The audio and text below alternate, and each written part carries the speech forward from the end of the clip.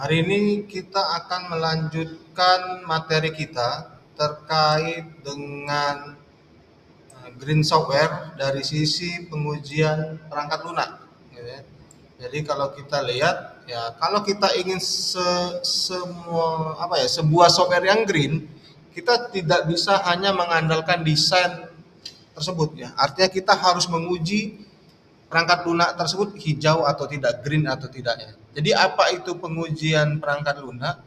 Ya sebenarnya green software testing ini ialah sebuah proses pengujian untuk memastikan bahwa software tersebut memiliki efisiensi resource yang cukup baik gitu ya. Kemudian kalau dari sisi greennya kita juga bisa melakukan pengujian bahwa software tersebut itu hemat energi serta ramah lingkungan. Ya, tujuannya apa sih kita melakukan pengujian perangkat lunak? Ya, yang pertama kita akan bisa mengukur terkait konsumsi energinya. Ya, kalau dari ilmu komputer berarti kita bisa melihat berapa CPU yang digunakan, gitu ya. Kemudian berapakah memori yang digunakan. Kemudian juga di dalam pengujian kita juga bisa menemukan bagian mana yang boros energinya. Ya, artinya ketika kita menemukan bagian yang bisa dianggap boros, artinya kita bisa melakukan peningkatan secara efisiensi terhadap sistem tersebut. Ya, nah, lagi-lagi apa sih sebenarnya diuji? Ya banyak sekali yang diuji untuk memastikan dia green atau tidak ya. Pertama kita lihat energi yang dikonsumsinya, gitu ya. Kemudian lihat resource yang digunakan. Ya, kemudian juga kita bisa pastikan bahwa performa dan energi ini seperti apa, gitu ya. Misalnya eh, dia cepat softwarenya tapi boros, gitu ya, atau lambat tapi hemat. Nah, ya, jadi tujuannya itu untuk mencari keseimbangan yang ada. Ya, jadi di dalam pengujiannya sendiri, gitu ya, ada banyak metodologi yang bisa kita gunakan. Ya, artinya kita bisa menggunakan energy testing, gitu ya. Artinya kita bisa mengukur energi yang digunakan pada aplikasi tertentu. Kemudian kita juga bisa menggunakan jenis pengujian performa testing, gitu ya. Ya, jadi tidak hanya cepat softwarenya, tapi juga harus efisien, gitu ya. Kemudian kalau dari sisi ilmu komputer kita bisa melakukan jenis pengujiannya berupa code efisiensi testing, gitu ya. Kenapa kita melihat code efisiensi? Karena kita akan melihat algoritmanya seperti apa, gitu ya. Kemudian kompleksitasnya seperti apa. Kemudian bagaimana proses yang kita buat secara berulang itu juga jadi pengujian. Ya, kemudian pengujiannya juga kita bisa melakukan yang namanya load testing. Load testing apa? Kita akan melihat sistem yang atau software yang kita bangun ini saat banyak user seperti apa, gitu ya, seperti apa responnya. Ya, kemudian apakah dengan load yang tinggi konsumsi energinya meningkat drastis atau tidak. Ya, ya tetapi ya di balik pengujian ini sebenarnya banyak sekali tantangan dalam pengujian perangkat lunak. Artinya apa? Ya sebenarnya kita sulit mengukur energi tersebut, gitu ya.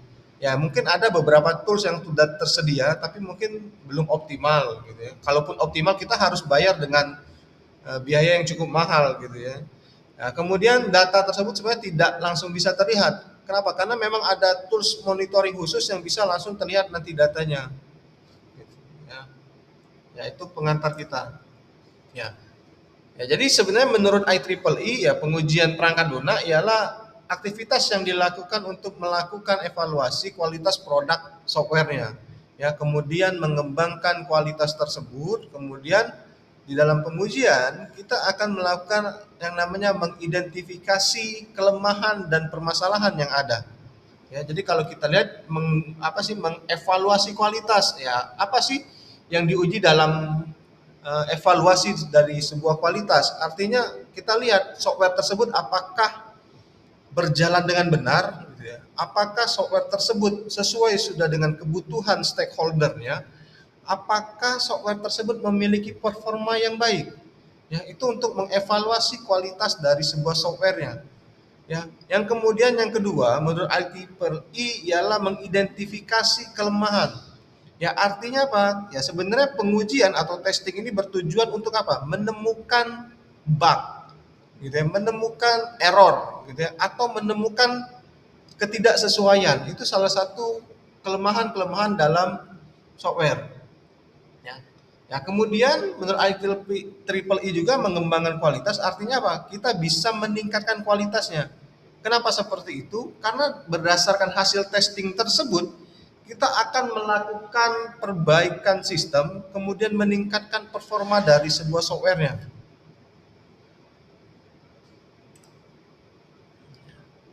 Ya, jadi sebenarnya pengujian perangkat lunak juga ialah memverifikasi dinamis. Ya, apa itu memverifikasi dinamis dari perilaku program? Ya, artinya program ini bisa dijalankan secara langsung, bukan hanya dilihat dari kodenya.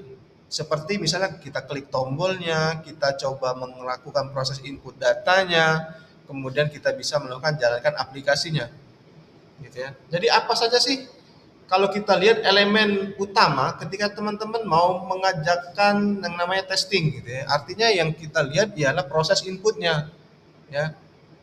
Seperti contohnya teman-teman masukkan username, password, gitu ya. Kemudian outputnya seperti apa, apakah loginnya berhasil atau gagal, gitu ya.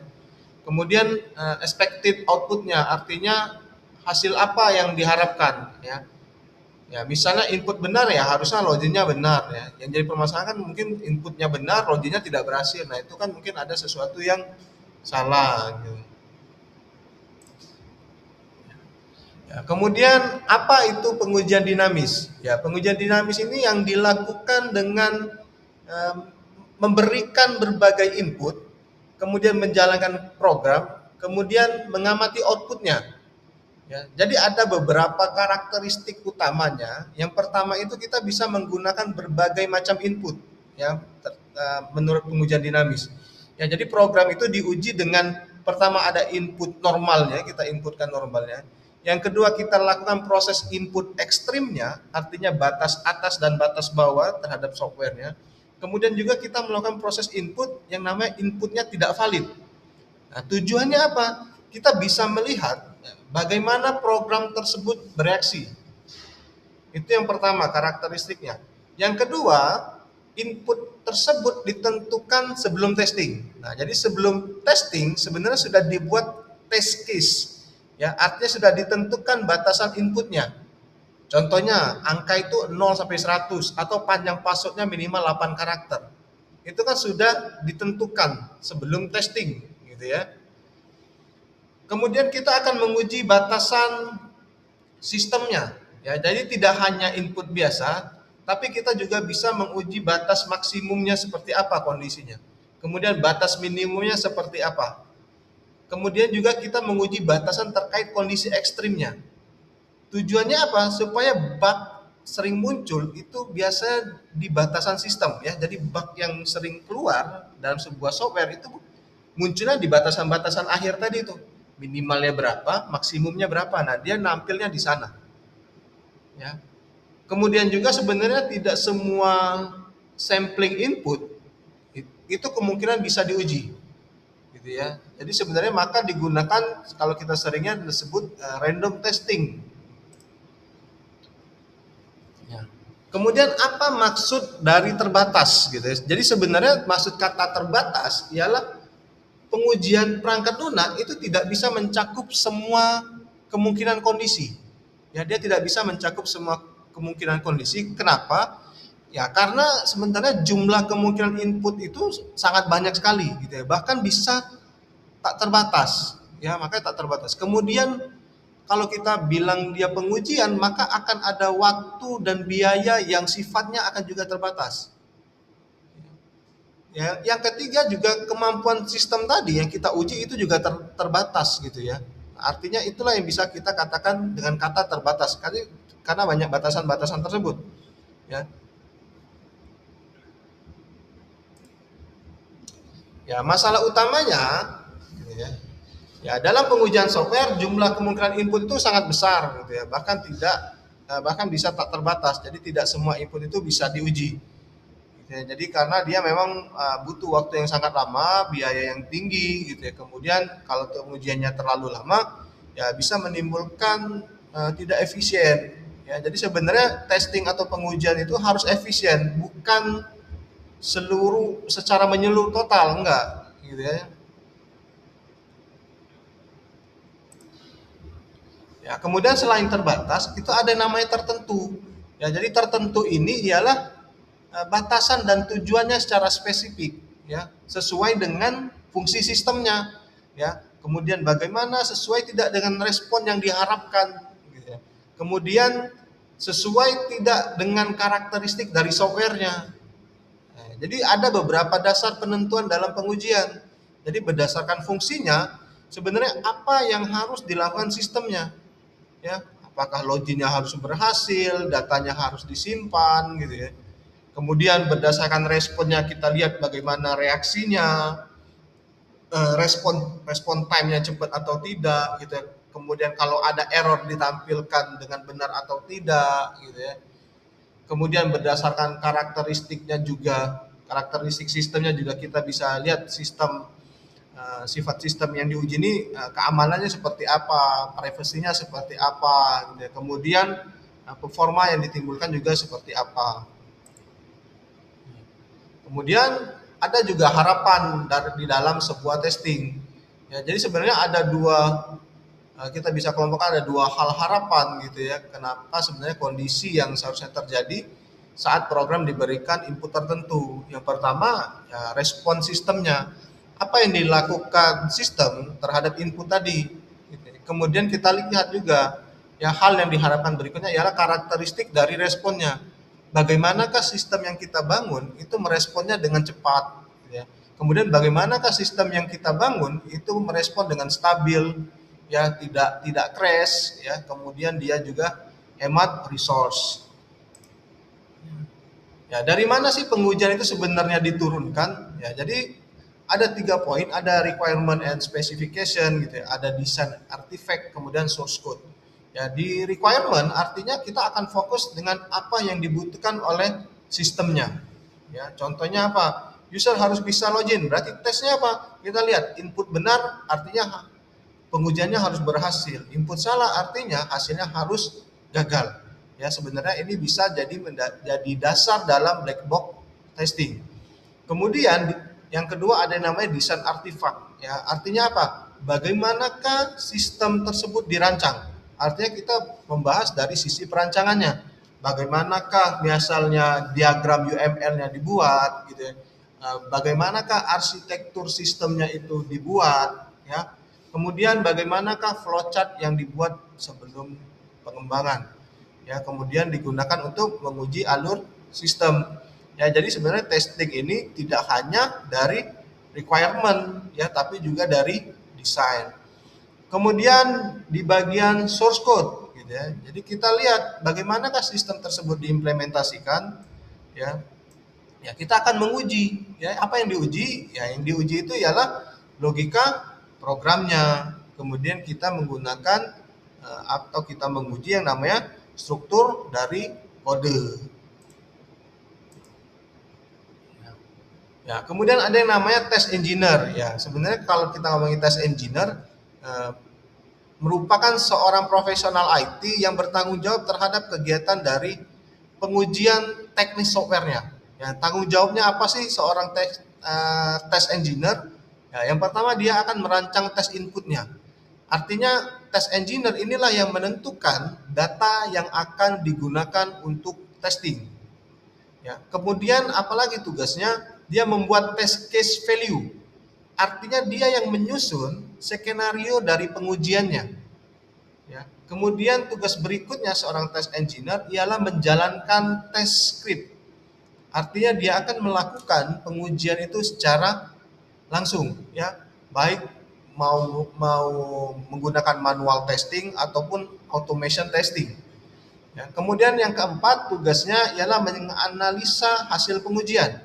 Dia akan membandingkan hasil aktual dengan harapan di dalam menganalisa hasil pengujian. Dia akan menentukan apakah ada bug di sana, apakah sistemnya sudah sesuai dengan requirement. Gitu ya. Nah, kemudian dia akan melaporkan hasilnya. Ya, melaporkan hasilnya ke siapa? Ya bisa ke developer atau ke manajer.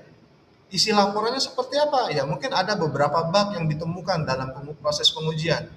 Kemudian dia juga mungkin bisa melaporkan tingkat keparahan yang terjadi dalam sebuah softwarenya. Kemudian juga test engineer juga akan melakukan rekomendasi perbaikan terhadap software tersebut supaya lebih efisien lagi. Ya. Jadi setiap engineer dalam tim itu kadang berperan sebagai test engineer.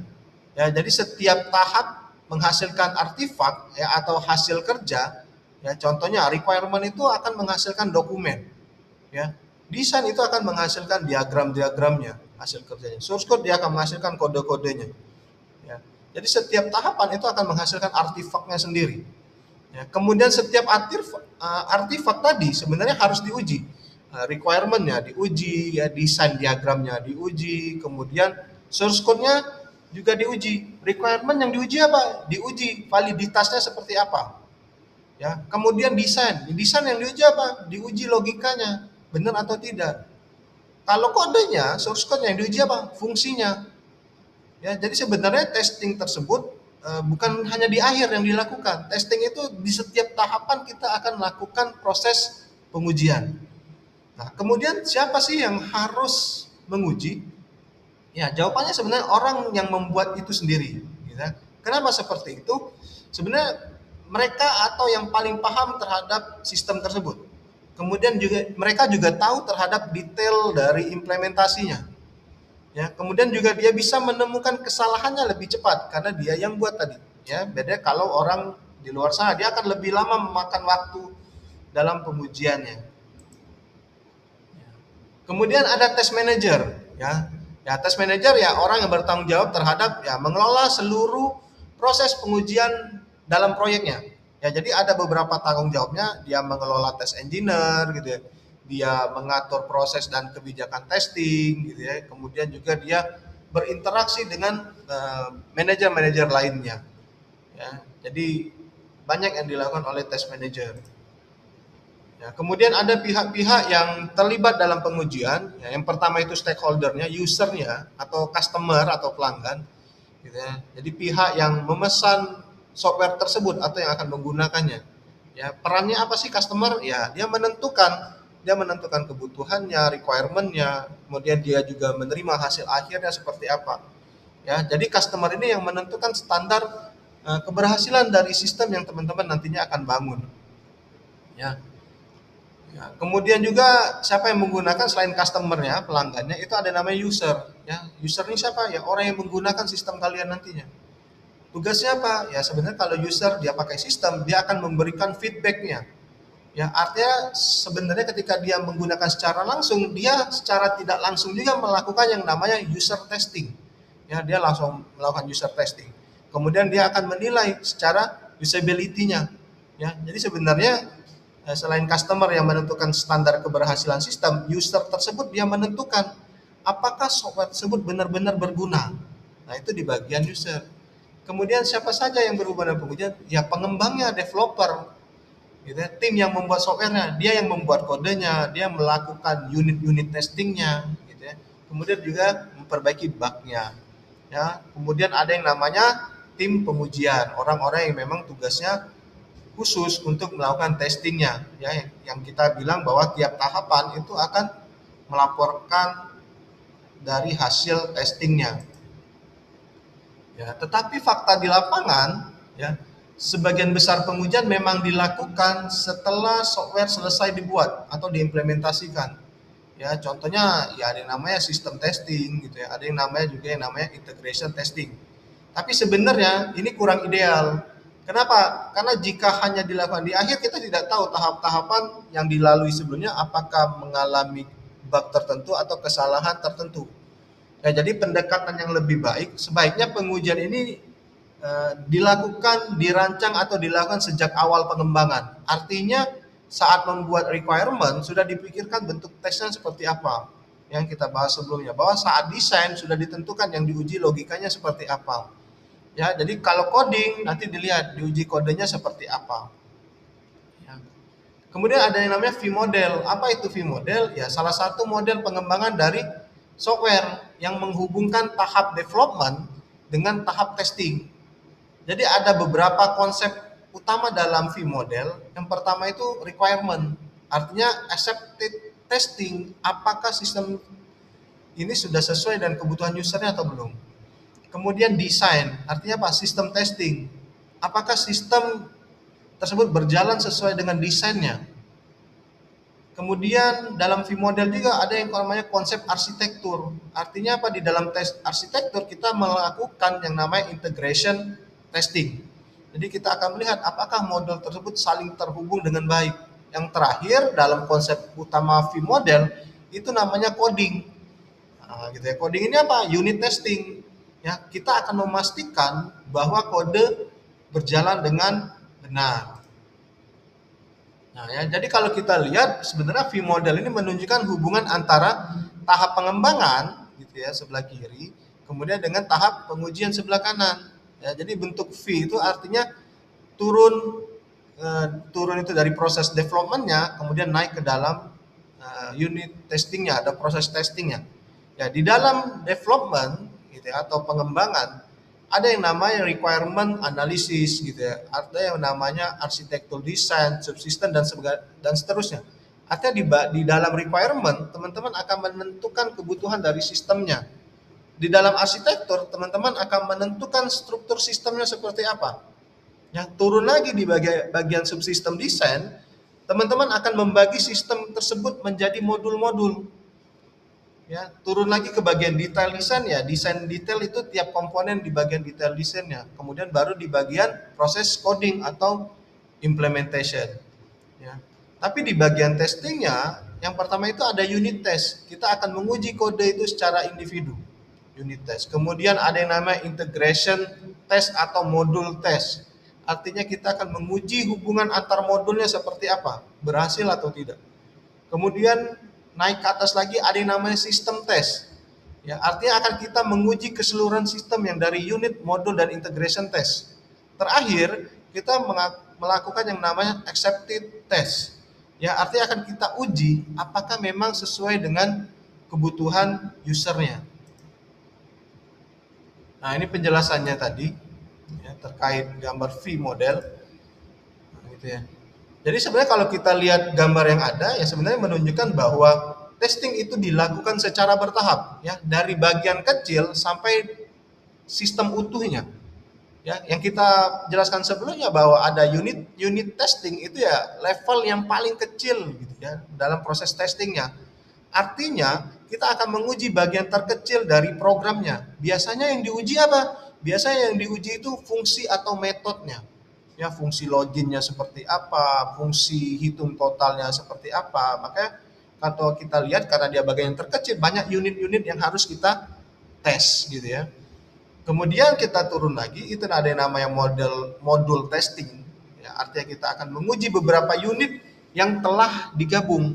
Ya, misalnya ada beberapa unit 1, 2, 3 jadi modul tes, misalnya katakanlah modul pembayaran. Ya, kemudian modul user itu kita sudah tes lagi ya ketika dia lakukan integration di dalam modulnya. Kemudian di integration testing kita lakukan pengujian hubungan antar modulnya ya seperti login ya, kemudian dia bisa ke dashboard, kemudian misalnya dia check out dia bisa melakukan pembayaran. Itu yang disebut integration testing. Artinya kita akan menguji hubungan antar modulnya seperti apa. Ya. Kemudian ada yang namanya integration lengkap. Nah, jadi kalau integration lengkap artinya apa? Semua modul yang ada di dalam sistemnya itu sudah terhubung. Ya, jadi sistem itu sudah mulai terlihat utuh di dalam integration lengkapnya. Ya, atau kita lihat integration test lengkapnya. Baru yang terakhir itu yang ada yang namanya sistem testing. Jadi level yang paling besar itu namanya sistem testing. Ya, jadi apa? Kita akan menguji keseluruhan dari sistemnya seperti apa. Kemudian kita akan melihat fokusnya, apakah sistem siap digunakan atau tidak.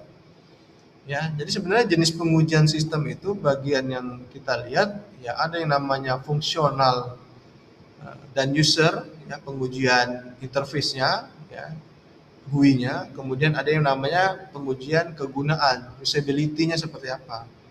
Ya, kemudian kita akan melihat performa ya, kemudian kita uji kinerjanya seperti apa.